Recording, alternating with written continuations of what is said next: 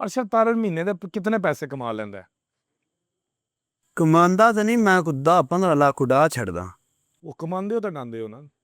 ਨਹੀਂ ਕਮਾਣੇ ਵਾਲੇ ਐਨ ਜਿੰਦੇ ਰਹਿਣ ਕਮਾਣੇ ਵਾਲੇ ਕੋਈ ਹੋਰ ਨੇ। ਜਾ ਨਹੀਂ ਫਿਰ ਵੀ ਕਿਤਨੇ ਪੈਸੇ ਕਮਾ ਲੈਂਦੇ ਹੋ? ਮੈਂ ਦੱਸਿਆ 10-15 ਲੱਖ ਮਹੀਨੇ ਦਾ। ਮੈਂ ਇੱਥੇ ਹਾਂ ਸਪੇਨ ਆਵਾਂ, ਮੈਂ ਉਡਾ ਛੱਡਦਾ। ਕਿੱਥੇ ਲਾਉਂਦੇ ਹੋ ਪੈਸੇ ਇਤਨੇ? ਪੈਸੇ ਲੱਗ ਜਾਂਦੇ ਨੇ, 15 ਲੱਖ ਰੁਪਈਆ ਬੜੇ ਪੈਸੇ ਹੁੰਦੇ ਨੇ, ਕਿੱਥੇ ਲਾਉਂਦੇ ਹੋ? ਗੱਡੀ ਆ ਜਾਂਦੀ ਹੈ। ਲੱਗ ਜਾਂਦੇ ਨੇ ਭਾਈਜਾਨ, ਸਮਝਾਓ ਨਾ। ਸ਼ਰਾਬ ਤੁਸੀਂ ਨਹੀਂ ਪੀਂਦੇ ਹੋਣੇ, ਸਪੋਰਟਸਮੈਨ ਹੋ, ਲੜਕੀਆਂ ਦਾ ਤੁਹਾਨੂੰ ਸ਼ੌਕ ਨਹੀਂ ਹੋਣਾ, ਸਪੋਰਟਸਮੈਨ ਹੋ, ਫਿਰ ਜਾਂਦੇ ਕਿੱਥੇ ਪੈਸੇ? ਭਾਈਜਾਨ ਲੱਗ ਜਾਂਦੇ ਨੇ, ਮੈਂ ਨਹੀਂ ਸਾਰੇ ਗਣਾਣੇ ਚਾਹੁੰਦਾ, ਕੈਮਰਾ ਨੇ। ਕੋਈ ਗੱਲ ਨਹੀਂ, ਆਈਡੀਆ ਨਾ ਸਮਝਾ ਦਿਓ। ਨਹੀਂ ਨਾ ਯਾਰ, ਦੋਸਤਾਂ ਯਾਰਾਂ ਦੀ ਮਦਦ ਕਰਦੇ ਹੋ ਜਾਂ ਇਹ ਕੁਛ ਖੁਰਾਕ? ਮੈਂ ਨਾ ਜਿਹੜੇ ਤੁਸੀਂ ਅੱਲਾ ਦੀ ਰਾਹ ਤੇ ਪੈਸੇ ਦਿੰਦੇ ਹੋ ਨਾ, ਦੱਸਣੇ ਨਹੀਂ ਚਾਹੀਦਾ। ਜਾਂ ਕੋਈ ਵੀ ਇਹਦਾ ਕੰਮ ਤੁਸੀਂ ਕਰਦੇ ਹੋ ਨਾ, ਉਹ ਆਪਣੇ ਉੱਤੇ ਅਰਸ਼ਦ ਤਾਰੜ ਕਿੰਨੇ ਲਾਉਂਦਾ ਹੈ?